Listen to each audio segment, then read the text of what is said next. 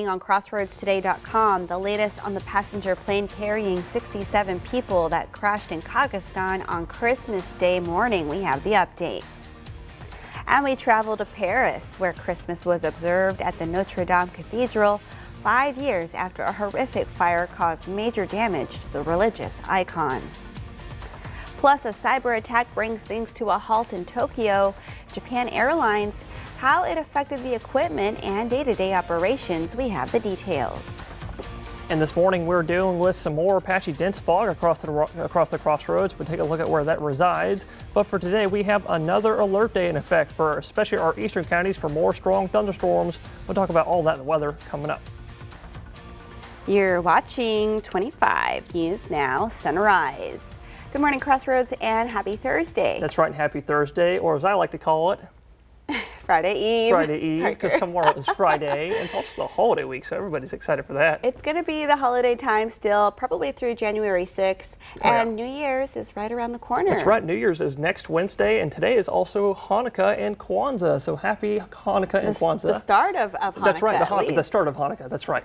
So happy Hanukkah if y'all are celebrating with us today. But if y'all are going to be doing any kind of activities, we've got some strong thunderstorms that may be coming our way again today. We're going to take a look at all that here later on Sunrise, because first things first, we got to deal with fog that is in some of our counties right now. Right now, you're looking here in Victoria. You can see the fog's not super bad, but you can see there is some fog out there.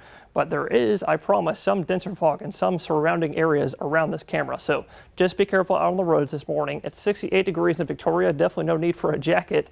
I would recommend the umbrella. We're going to look at that here in a second. 66 degree dew point, 2 degrees off is bringing us that high humidity of 93%.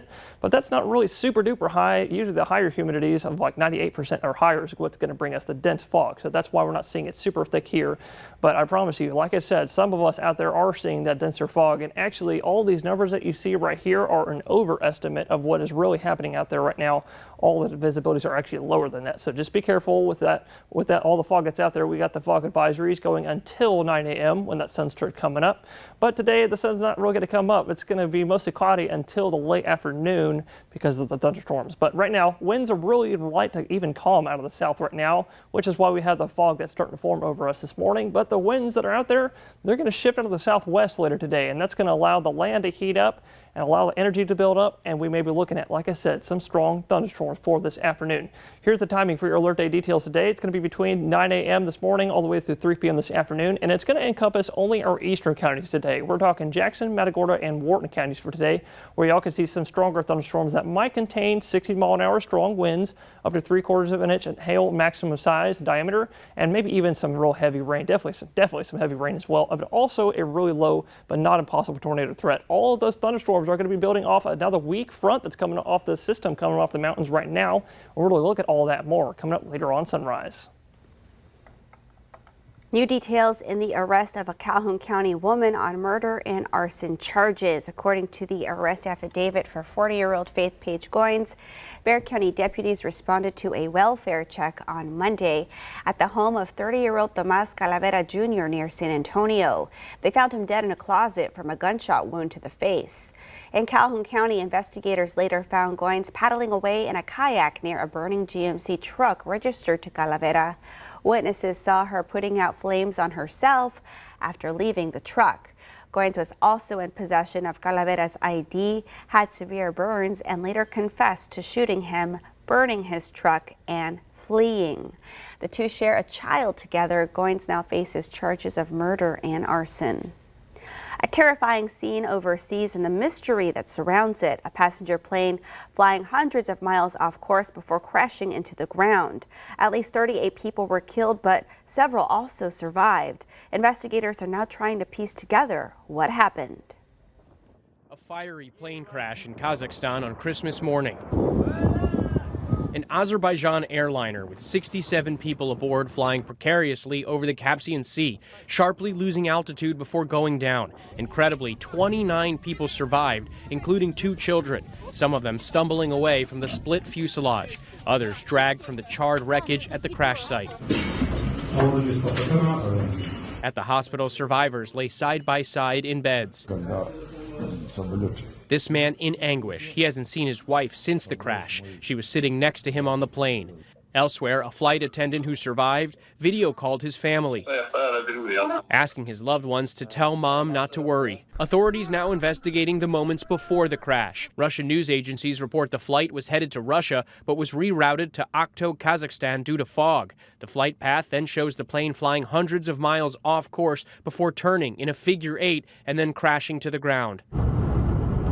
Video from inside the cabin shows passengers staying calm even after oxygen masks dropped. Russian authorities claim a bird strike took the plane down, leading to engine failure and an emergency landing attempt. Bird strikes are not uncommon. Back in 2009, birds flew into the engines of a U.S. Airways flight piloted by Sully Sullenberger, who saved the plane by landing in the Hudson River. And just this month, an American Airlines flight from New York to Charlotte was forced to make an emergency landing after this bird strike took out 2 of the plane's engines. But in this case, aviation experts are skeptical that a bird strike is to blame, pointing out the tail of the plane was torn off and turned upside down. We have a mystery on a mystery here. We have a picture of what appears to be the tail section of the airplane with holes in it, holes that can't be explained by any regular problem, certainly not with hitting birds. Andrew Dimbert, ABC News, New York. Japan Airlines said it experienced a cyber attack this morning. According to Japan Airlines, a cyber attack on its internal and external network equipment began around 7:30 a.m. The attack has caused a malfunction in their system that communicates with external systems, leading to issues with their app and baggage check-in machines across Japan. It has also caused delays to aircraft operated by Japan Airlines on both domestic and international flights. JAL is considering how to identify and respond to the attacker. It has said it deeply regrets any inconvenience caused to its customers. 5 years after a fire nearly destroyed Notre Dame of Paris, the newly restored cathedral has celebrated its first Christmas Day Mass. On Wednesday, Paris Archbishop Laurent Ulrich led the Mass, during which he made reference to the cathedral's remarkable restoration. Notre Dame celebrated 4 Masses on Christmas Eve, with the Archbishop leading the midnight Mass. On Christmas Eve and Christmas Day, the public attended without having to reserve in advance. The cathedral itself reopened to the public on December 7th, when the Paris Archbishop symbolically reopened the Notre Dame grand wooden doors with 3 resounding knocks. Remember, follow us on YouTube, Crossroads Today. Hit the like button and click the notification bell. The time now is 6:37 on our Thursday morning. Here's a look at what's coming up next on 25 News Now Sunrise. We take a look back at a rare white Christmas in South Texas. Russia's Christmas Day attack leaves nearly 500,000 Ukrainians in the dark. I'm Nicole D'Antonio in Washington with details on the widespread blackouts nearly 3 years into the war.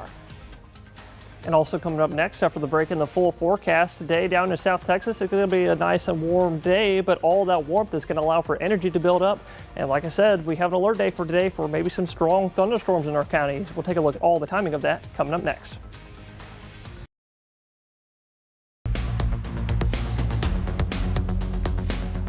Well, good morning, Crossroads. You're looking live in Cuero. You can see most of the fog has kind of dissipated by now, but I promise, like I said, there's still some dense fog around some of our counties this morning, so please be careful. You'll probably see the denser fog along the highways where there's more plants, providing a little bit more water transpiration in the air and also some low-lying areas. So just be careful on the roads. But at 64 right now in Cuero, your dew point matching the temperature is bringing us high humidity, but you can see here on the camera, doesn't look too foggy in this area of Cuero, but like I said, some surrounding areas probably going to see some of that denser fog. So just careful on the roads, because that fog is going to start clearing at around 9 a.m., maybe a little bit before that, maybe 30 minutes give or take before or after. But that's going to clear up to some mostly cloudy skies and some showers and thunderstorms. Nothing is on radar right now. It's actually quite clear out there right now, but this is actually the latest computer model run. What you're seeing here is that sometime the next hour, maybe next couple hours, we're going to start seeing some more showers start to develop, becoming more scattered in nature. Here's 8 a.m., 9 a.m., and then 10 a.m. Sometime in the later morning hours, that's when the sun is going to start heating up the land a little bit more, and then that's when we're going to be looking for some thunderstorms.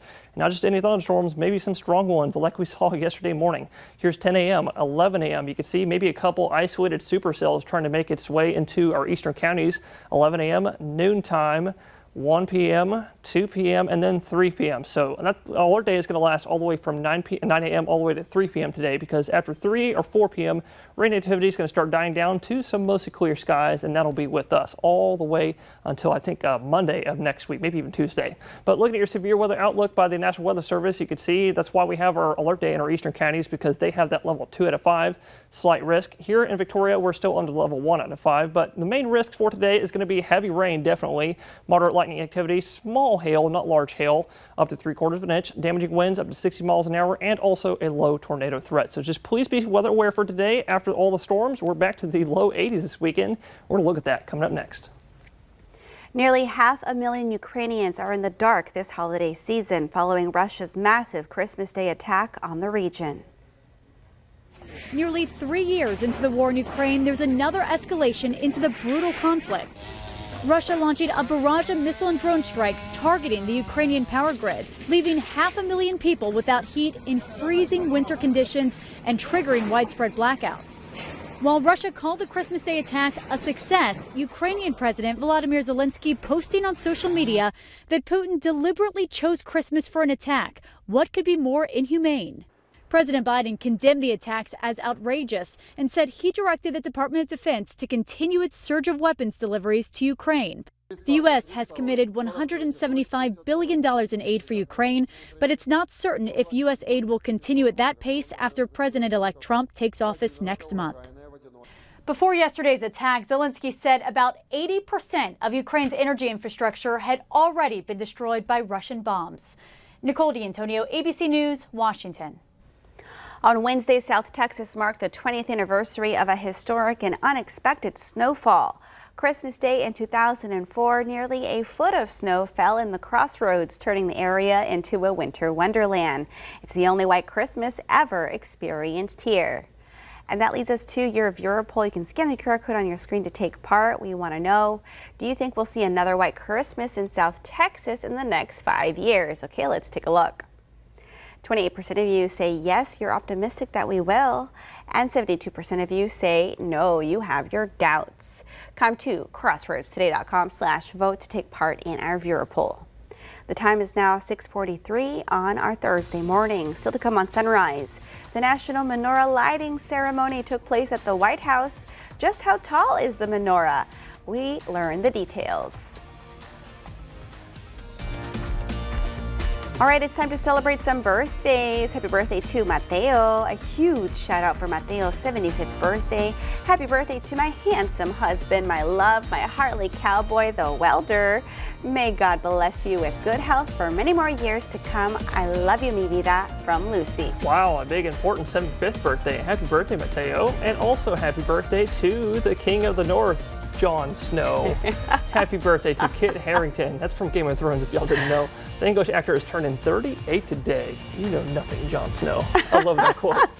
And to see your birthday wish live on 25 News Now Sunrise, go to crossroadstoday.com, click the drop-down menu, then click the Home tab, and then you'll see Submit Your Birthday Photo. All right, the time is now 6:44 on our Thursday morning. Happy birthday if you're celebrating one today. That's right, happy birthday. Stay with us. We'll be right back.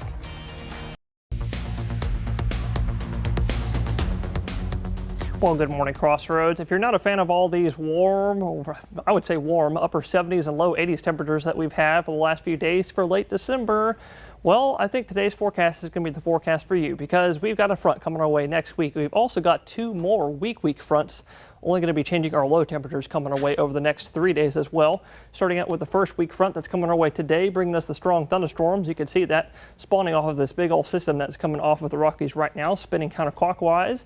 That's that's front number 1, weak front number 1. Weak front number 2 is going to be coming off of the couple systems out in the Pacific. The weak front is going to come off of this one right here, just over Portland, Oregon right now. That's going to come on Saturday night. And then the next front, much bigger front, coming next week on Monday night. That's going to come off of this system that's riding real far north, just along the northwestern border of Canada. But for today and tomorrow, it's going to be a bit, I'm going to say nice. I'm a fan of the warm weather, but some of y'all probably going to be a bit warm to y'all. We're looking for highs down in South Texas in the 70s and even low 80s down in deep South Texas. But we have a front coming our way today, but I said it's a weak front. Why is it a weak front? Because here's your high temperatures tomorrow. It doesn't change. But our lows tonight, that's going to be down to the low 50s and the upper 40s. So we have to call it a front. But you can see that a little bit better here on your future tracker here. Here comes that next week front on Saturday night. Going to drop our lows back down to the low 50s and upper 40s. But then the next big system coming on Monday night, that's going to bring our front on Monday night and dropping our high temperatures down into the 60s. But we're going to take a look at all of that more coming up later on Sunrise. Research is in the early stages into a new once-daily pill for weight loss. A study conducted on the new pill was recently presented at the annual European Association for the Study of Diabetes meeting, though it has yet to be published.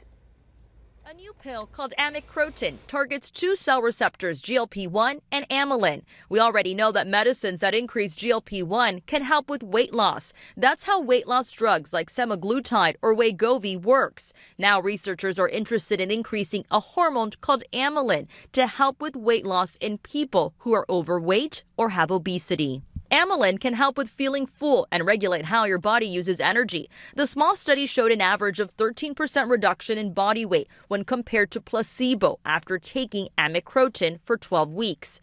At least 9 companies are actively researching similar drugs for weight loss, though a pill likely won't be available for a few years. With this Medical Minute, I'm Melissa Adan. Wednesday not only marked Christmas, but also the first night of Hanukkah. Hundreds gathered to watch the 46th annual menorah lighting ceremony, which sees a 30-foot menorah stand in front of the White House and receive its first light. Marking the first night of the 8-day celebration, also known as the Festival of Lights. This year, Hanukkah will be celebrated from December 25th through January 2nd. It's only the 5th time since 1900 that the holiday has fallen on Christmas. The wind from Tuesday night's storm left behind some damage in Victoria. Most of the damage was down tree limbs, overturned trash cans, and scattered lawn furniture. Wind gusts were logged up to 40 miles per hour at times. Rain totals ranged, including a report of 4 inches of rain in Bloomington, leading to some minor flooding. Still to come on Sunrise, news to know before you go.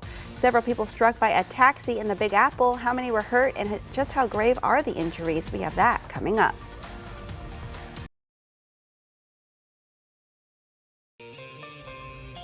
A taxi hopped a curb in a popular tourist area of Manhattan, New York on Christmas Day, sending 3 pedestrians to the hospital. According to law enforcement, the cab veered onto the sidewalk at 6th Avenue near Herald Square. At least 6 people were struck by the taxi. 3 people, a 9-year-old boy, a 41-year-old woman, and a 49-year-old woman were taken to the hospital, but their conditions were not immediately clear. However, all 3 were expected to survive and 3 others refused medical attention at the scene. Police say the boy and the mother hit by the cab were visiting New York City from Australia. It was not known what led to the cab going onto the sidewalk, but sources say the 58-year-old driver may have suffered a medical episode. No charges had been filed. An investigation into the crash is ongoing. Tragedy in Wakefield, New Hampshire on Christmas Day.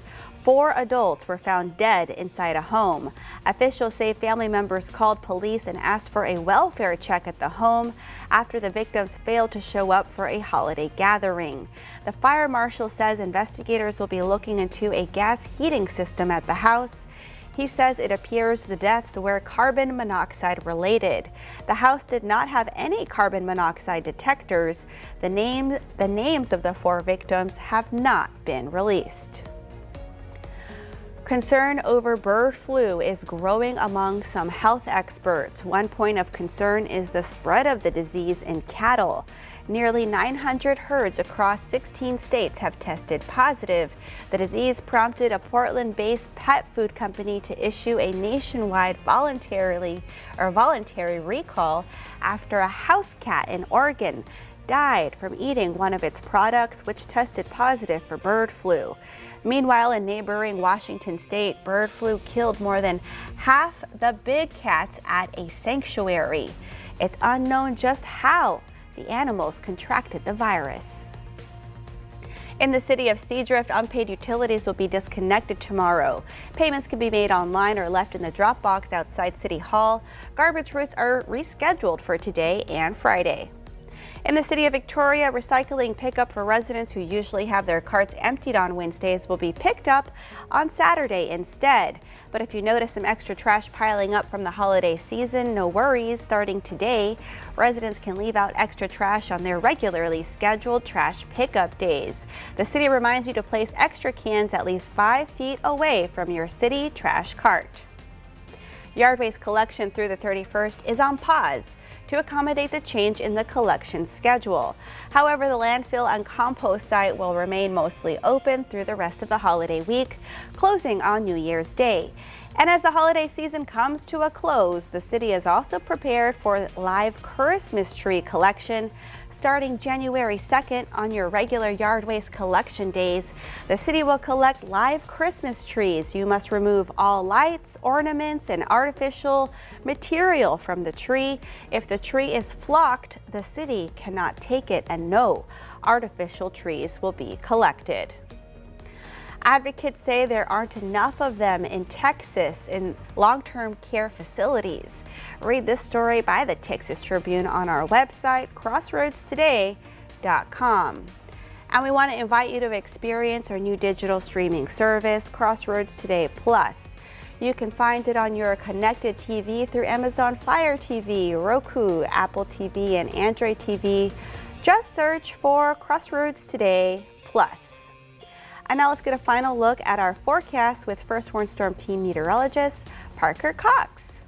Thanks, Carolina. Look how cloudy it is out there this morning. We aren't really looking at a sunrise out there, are we? Right now, you're looking live in Port Lavaca. A little bit humid out there, actually quite humid out there, which is what's bringing us the fog. But it is actually a little bit warm out there. 70 degrees flat for your post-Christmas Day morning. 70-degree dew point, though, matching that temperature is what's bringing us the high humidity this morning.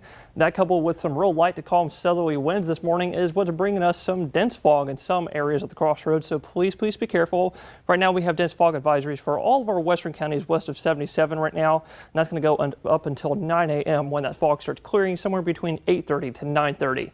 However, the fog is not really going to be clearing up to some sunny skies like it usually does in the mornings. It's going to be clearing up to some mostly cloudy skies, also with the chance of some showers nearby in the morning time. That chance is going to increase going out through the rest of the day today, especially at around noontime, somewhere around the late morning all the way up until afternoon time. We're going to be looking for some thunderstorms out there that could be on the strong to severe side. That's why we have an alert day for today. We'll look at the details here in a second. 78 for the high today in Victoria. Same thing in Port Lavaca. I forgot to mention that. Same thing for the rain today, going in from the morning all the way through the afternoon time. Thinking it's going to end at around 3 or 4 p.m. today. 76 for the high today in Cuero, just a tad bit cooler. Also same timing for the rain, but I think y'all are going to see less in terms of thunderstorms for today because all of the severe, like I said, strong activity is going to be in our eastern counties. We're talking Jackson, Wharton, and Matagorda County, where they're under that level 2 out of 5 slight risk for today issued by the National Weather Service. So here are your alert day details for today. Like I said, between 9 a.m. to 3 p.m. and our eastern counties, Jackson, Matagorda, and Wharton County, maybe even eastern parts of Calhoun County might see some of these stronger storms that may contain some strong winds gusting up to 60 miles an hour. Small hail up to 3/4 of an inch in size maximum, and definitely very heavy rain, moderate lightning activity, and maybe a low tornado threat as well. So just everybody, please be weather aware for today with that last round of thunderstorms. After the storms are all said and done, the southerly winds return tomorrow, and we're warming up for the weekend until next week. All right, thank you, Parker, so much. And thank y'all for joining us. Be sure to join Shauna, Dawn, Maclovio, and Max tonight for 25 News Now at 5, 6, and 10. We leave you with a live feed from Rockefeller's Christmas tree.